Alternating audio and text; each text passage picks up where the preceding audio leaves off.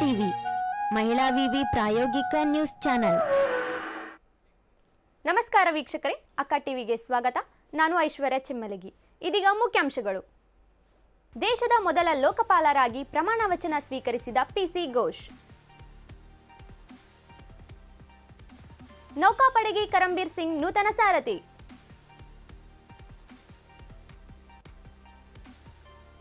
ಬೆಂಗಳೂರಿನಲ್ಲಿ ಕರ್ನಾಟಕ ಪತ್ರಕರ್ತೆಯರ ಸಂಘ ಉದ್ಘಾಟನೆ.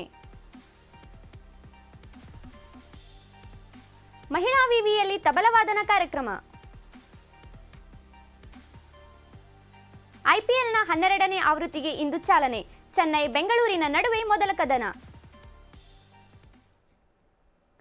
ಸುಪ್ರೀಂ ಕೋರ್ಟ್ನ ನಿವೃತ್ತ ನ್ಯಾಯಮೂರ್ತಿ ಪಿನಕಿ ಚಂದ್ರಘೋಷ್ ಅವರು ದೇಶದ ಮೊದಲ ಲೋಕಪಾಲರಾಗಿ ಪ್ರಮಾಣ ವಚನ ಸ್ವೀಕರಿಸಿದರು. ರಾಷ್ಟ್ರಪತಿ ಭವನದಲ್ಲಿ ನಡೆದ ಈ ಸಮಾರಂಭದಲ್ಲಿ ರಾಷ್ಟ್ರಪತಿ ರಾಮನಾಥ್ ಕೋವಿಂದ್ ಪ್ರಮಾಣ ವಚನ ಬೋಧಿಸಿದರು. ಈ ಸಂದರ್ಭದಲ್ಲಿ ಉಪರಾಷ್ಟ್ರಪತಿ ವೆಂಕಯ್ಯ ನಾಯ್ಡು, ಪ್ರಧಾನಿ ನರೇಂದ್ರ ಮೋದಿ ಹಾಗೂ ಸುಪ್ರೀಂ ಕೋರ್ಟ್ನ ಮುಖ್ಯ ನ್ಯಾಯಮೂರ್ತಿ ರಂಜನ್ ಗೊಗೊಯ್ ಉಪಸ್ಥಿತರಿದ್ದರು.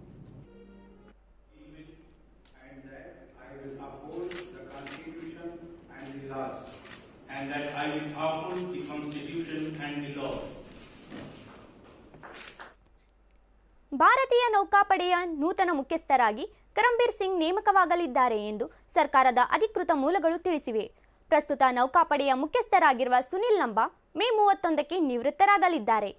ಕರಂಬೀರ್ ಸಿಂಗ್ ಅವರು ಪ್ರಸ್ತುತ ಪೂರ್ವ ನೆವಲ್ ಕಮಾಂಡಿನ ಮುಖ್ಯಸ್ಥರಾಗಿ ಕಾರ್ಯನಿರ್ವಹಿಸುತ್ತಿದ್ದು, ಮುಂಬೈ ನೌಕಾನೆಲೆ ಹಾಗೂ ಭಾರತೀಯ ಕರಾವಳಿ ಪಡೆಯಲ್ಲಿ ಸುಮಾರು 36 ವರ್ಷಗಳ ಕಾಲ ಸೇವೆ ಸಲ್ಲಿಸಿದ ಅನುಭವ ಹೊಂದಿದ್ದಾರೆ.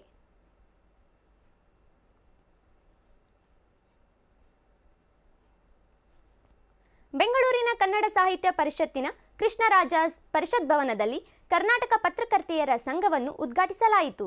ಹಿರಿಯ ಪತ್ರಕರ್ತೆ ಮತ್ತು ಲೇಖಕಿ ಕವಿತಾ ಶರ್ಮಾ ಕಾರ್ಯಕ್ರಮವನ್ನು ಉದ್ಘಾಟಿಸಿ ಸಂಘದ ಫೇಸ್ಬುಕ್ ಮತ್ತು ಟ್ವಿಟರ್ ಪೇಜ್ ಹಾಗೂ ಲೋಗೋ ಅನಾವರಣಗೊಳಿಸಿದರು.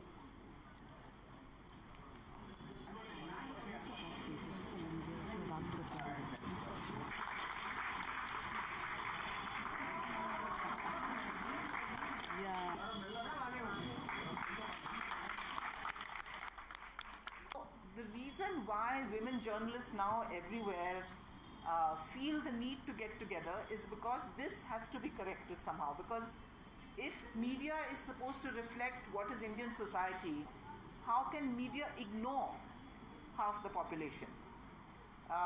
So that is one reason why I think increasingly women journalists are coming together. Mysuru ವಿವಿಯ ಪತ್ರಿಕೋದ್ಯಮ ವಿಭಾಗದ ಐಸಿಎಸ್ಎಸ್ಆರ್ ಹಿರಿಯ ಪ್ರಾಧ್ಯಾಪಕ ಫೆಲೋ ಪ್ರೊಫೆಸರ್ ಉಷಾರಾಣಿ ಎನ್ ಮುಖ್ಯ ಅತಿಥಿಗಳಾಗಿ ಆಗಮಿಸಿದ್ದರು. ಹಿರಿಯ ಪತ್ರಕರ್ತೆ ಡಾಕ್ಟರ್ ವಿಜಯ ಕಾರ್ಯಕ್ರಮದ ಅಧ್ಯಕ್ಷತೆ ವಹಿಸಿದ್ದರು. ವಾರ್ತಾ ಮತ್ತು ಸಾರ್ವಜನಿಕ ಸಂಪರ್ಕ ಇಲಾಖೆಯ ನಿರ್ದೇಶಕ ಎನ್ ಬೃಂಗೀಶ್, ಮಾಧ್ಯಮ ಅಕಾಡೆಮಿಯ ಅಧ್ಯಕ್ಷ ಎಂ ಸಿದ್ದರಾಜು, ಬೆಂಗಳೂರಿನ ಪ್ರೆಸ್ ಕ್ಲಬ್ ಅಧ್ಯಕ್ಷ ಸದಾಶಿವ ಶೆಣೈ ಕಾರ್ಯಕ್ರಮದಲ್ಲಿ ಉಪಸ್ಥಿತರಿದ್ದರು. ಪತ್ರಿಕೋದ್ಯಮ ಕ್ಷೇತ್ರದ ಗಣ್ಯರು ಕಾರ್ಯಕ್ರಮದಲ್ಲಿ ಪಾಲ್ಗೊಂಡಿದ್ದರು.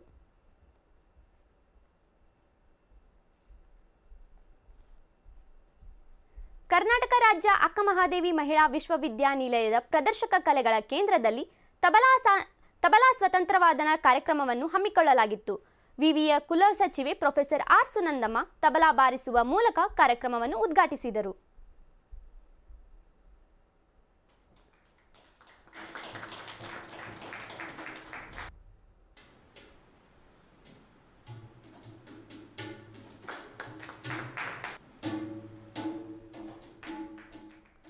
ಖ್ಯಾತ ತಬಲಾವಾದಕ ಕೇಶವ್ ಜೋಶಿ ತಬಲಾವಾದನವನ್ನು ನಡೆಸಿದರು.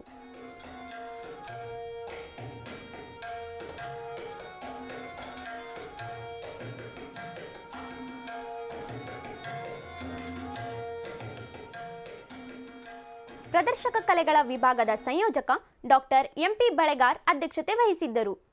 ಅತಿಥಿ ಉಪನ್ಯಾಸಕ ಹರೀಶ್ ಹೆಗಡೆ ಉಪಸ್ಥಿತರಿದ್ದರು. ವಿಜಯಪುರದ ತಬಲಾ ಕಲಾವಿದರು ಹಾಗೂ ವಿದ್ಯಾರ್ಥಿನಿಯರು ಕಾರ್ಯಕ್ರಮದಲ್ಲಿ ಪಾಲ್ಗೊಂಡಿದ್ದರು.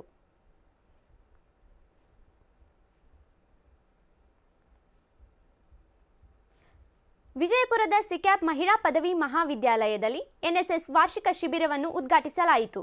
8 ದಿನದ ಕಾಲ ನಡೆಯುವ ಈ ಶಿಬಿರ ಕಾಲೇಜಿನ ಪ್ರಾಚಾರ್ಯ ಮೊಹಮ್ಮದ್ ಅಫ್ಜಲ್ ಉದ್ಘಾಟಿಸಿದರು. ಕಾರ್ಯಕ್ರಮದಲ್ಲಿ ಎನ್ಎಸ್ಎಸ್ ಸಂಯೋಜಕರಾದ ಪ್ರೊಫೆಸರ್ ಎಂಟಿ ಕೊಟ್ನೀಸ್ ಹಾಗೂ ಪ್ರೊಫೆಸರ್ ಹಸನ್ ಖಾದ್ರಿ ಉಪಸ್ಥಿತರಿದ್ದರು.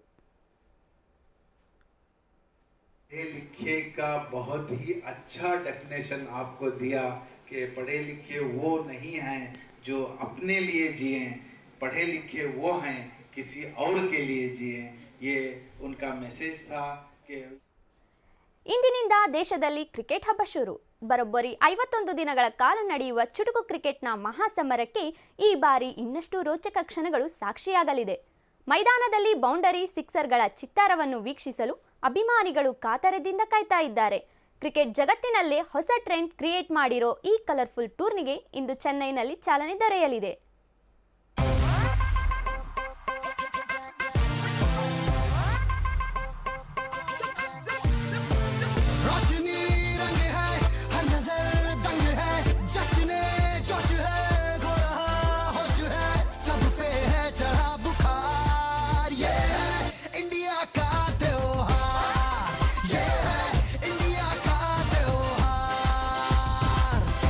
ಇಂಡಿಯನ್ ಪ್ರೀಮಿಯರ್ ಲೀಗ್ ಚುಟುಕು ಕ್ರಿಕೆಟ್ ಇತಿಹಾಸದಲ್ಲೇ ಹೊಸ ಅಧ್ಯಾಯವನ್ನು ಬರೆದ ಟೂರ್ನಮೆಂಟ್. ವಿಶ್ವದೆಲ್ಲೆಡೆ ಕ್ರಿಕೆಟ್ ಪ್ರೇಮಿಗಳು ಹುಚ್ಚೆದ್ದು ಕುಣಿಯುವಂತೆ ಮಾಡಿದ ಪಂದ್ಯಾವಳಿ. ಹೌದು, 2008ರಲ್ಲಿ ಬಿಸಿಸಿಐನ ಕನಸಿನ ಕೂಸಾಗಿ ಆರಂಭವಾದ ಈ IPL ಇಂದು ಮಿಲಿಯನ್ ಗಟ್ಟಲೆ ಹಣದ ಹೊಳೆಯನ್ನು ಹರಿಸುವ ಪ್ರತಿಷ್ಠಿತ ಟೂರ್ನಮೆಂಟ್ ಆಗಿ ಬೆಳೆದಿದೆ. Hello sir, my name is name छोड़, गेम दिखा. चल.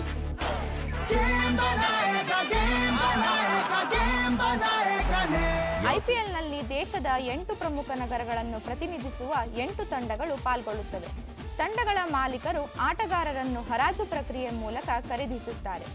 ಇಲ್ಲಿ ವಿದೇಶಿ ಆಟಗಾರರ ಹರಾಜು ಕೂಡ ನಡೆಯುತ್ತದೆ. ಅಂತಾರಾಷ್ಟ್ರೀಯ ಕ್ರಿಕೆಟ್ನಿಂದ ನಿವೃತ್ತಿ ಹೊಂದಿದ ಕ್ರಿಕೆಟ್ ದಿಗ್ಗಜರು ಕೂಡ IPLನಲ್ಲಿ ಪಾಲ್ಗೊಳ್ಳುತ್ತಾರೆ.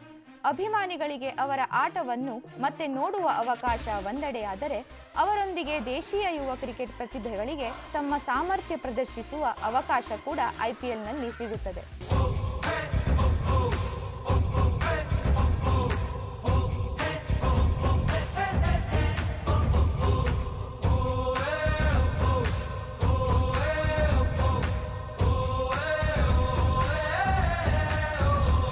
ಹಲವು ವಿವಾದಗಳ ನಡುವೆಯೂ ಒಟ್ಟು 11 ಸೀಸನ್ಗಳನ್ನು ಯಶಸ್ವಿಯಾಗಿ ಮುಗಿಸಿರುವ ಇಂಡಿಯನ್ ಪ್ರೀಮಿಯರ್ ಲೀಗ್ ಈ ಬಾರಿಯೂ ಕ್ರಿಕೆಟ್ ಪ್ರೇಮಿಗಳನ್ನು ರಂಜಿಸಲು ಸಜ್ಜಾಗಿದೆ. ಇಂದು ನಡೆಯುವ ಉದ್ಘಾಟನಾ ಪಂದ್ಯದಲ್ಲಿ ಹಾಲಿ ಚಾಂಪಿಯನ್ ಚೆನ್ನೈ ವಿರುದ್ಧ RCB ಕಣಕ್ಕಿಳಿಯಲಿದೆ. तो क्या लग रहा है? धोनी कोहली तो सिर्फ नेम है. करेक्ट. चलो फिर गेम दिखाते हैं. 23rd March. Don't be late. Sure. ಇಲ್ಲಿಯವರೆಗೆ ಮುಂಬೈ ಇಂಡಿಯನ್ಸ್ ಮತ್ತು ಚೆನ್ನೈ ಸೂಪರ್ ಕಿಂಗ್ಸ್ ತಲಾ 3 ಬಾರಿ ಪ್ರಶಸ್ತಿ ಗೆಲ್ಲುವ ಮೂಲಕ ಬಲಿಷ್ಠ ತಂಡಗಳಾಗಿ ಹೊರಹೊಮ್ಮಿದರೆ, Royal Challengers Bengaluru, Kings 11 Punjab, Delhi Capitals ಚೊಚ್ಚಲ ಪ್ರಶಸ್ತಿಯ ಹುಡುಕಾಟದಲ್ಲಿದೆ. ವಿಶ್ವದೆಲ್ಲೆಡೆ ಕೋಟ್ಯಾಂತರ ಅಭಿಮಾನಿಗಳನ್ನ ಸೃಷ್ಟಿಸಿರೋ ಈ IPLನ 12ನೇ ಆವೃತ್ತಿಯ ಪ್ರಶಸ್ತಿ ಯಾರ ಮುಡಿಗೇರಲಿದೆ ಎಂದು ಕಾದು ನೋಡಬೇಕಿದೆ. ಸ್ಪೋರ್ಟ್ಸ್ ಬ್ಯೂರೋ, ಅಕ್ಕಾ ಟಿವಿ. ಇಲ್ಲಿಗೆ ವಾರ್ತಾ ಪ್ರಸಾರ ಮುಕ್ತಾಯವಾಯಿತು. ನಿರಂತರ ಸುದ್ದಿಗಾಗಿ ನೋಡ್ತಾ ಇರಿ ಅಕ್ಕಾ ಟಿವಿ. ಮಹಿಳಾ ವಿವಿ ಪ್ರಾಯೋಗಿಕ ನ್ಯೂಸ್ ಚಾನೆಲ್.